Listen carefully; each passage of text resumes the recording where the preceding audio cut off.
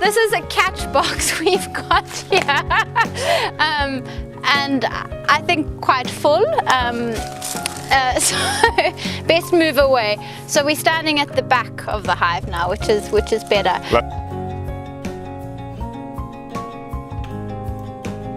This catch box was being waxed up on the veranda here. I went for lunch, colonized. Oh wow. And then you have a problem because you can't just move the hive to where you want. It's 1 meter a day. Really? Or over 2 kilometers. Those are your options for moving a hive. So that's why if you're going to wax up your hive, keep it indoors and then move it, especially if it's swarming season. So that's the reason why this catch box is here. It should not be here. Yeah. And you couldn't move it at night when they're technically asleep and just kind of move them further a distance? No, because the bees will go back to their original place. That's the issue. That's why 1 meter a day. So what we did is put this catch box on a camping table, and every evening I moved it 1 meter. So quite a laborious process. Okay, so catch box again. I mean, this is just plywood. See, there are no snakes in here. No, I've found all sorts of fun things in beehives. Little long-tailed mice, and you never know what you're going to find.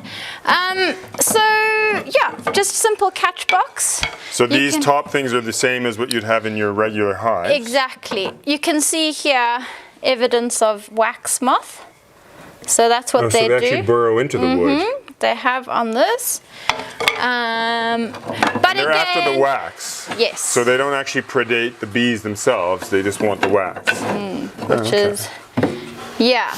So, and you know, you can also, you don't have to be this specific. You can get an old piece of wood, and you know, you don't have to have these made like this.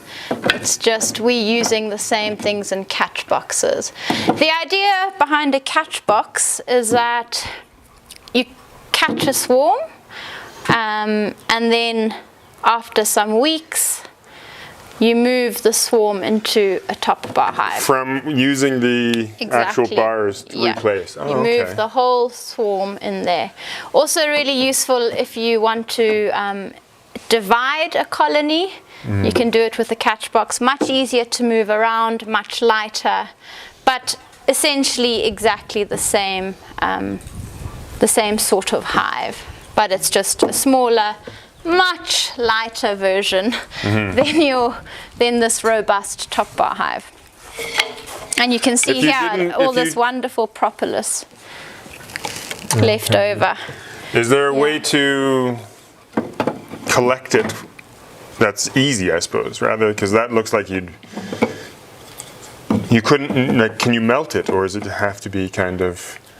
I would take a knife and you just, scrape it off. Scrape and then make a ball of propolis. And bees can smell that, or they can... Oh yeah. Oh, okay. Oh yeah. Or whatever their sensing use is, effectively. Yeah, they communicate a lot through pheromones. And that's why when you open up a hive and you're putting... So you've done your harvest and you're putting frames back into the hive and you're closing up the hive, you need to smoke gently to encourage the bees to go into the hive so you don't squash any bee between the bars, because that also sends off pheromones, and then it can lead to aggression and stinging and whatnot. So you want to try and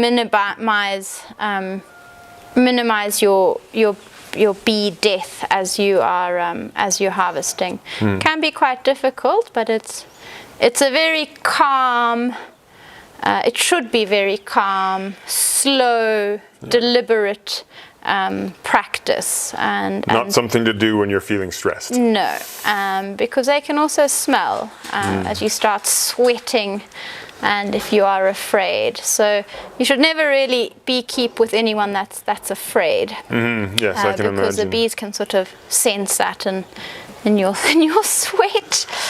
Well, even Yeah. people's reactions when there's a bee going around them and they Oh yeah, the worst thing you can do is start Swat doing at it. is doing this. Yeah. It's put your head down and walk away.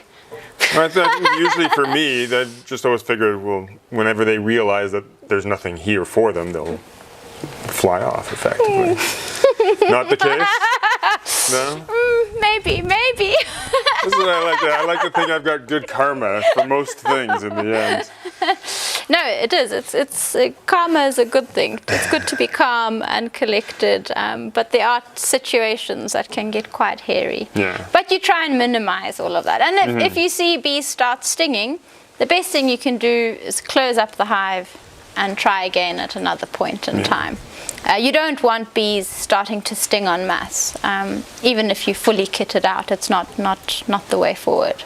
Well, presumably you will lose a lot of bees at that point in time too, because when a bee stings, it will die. It will die, but I think it's negligible if it's a large colony. Yes. You know, it is.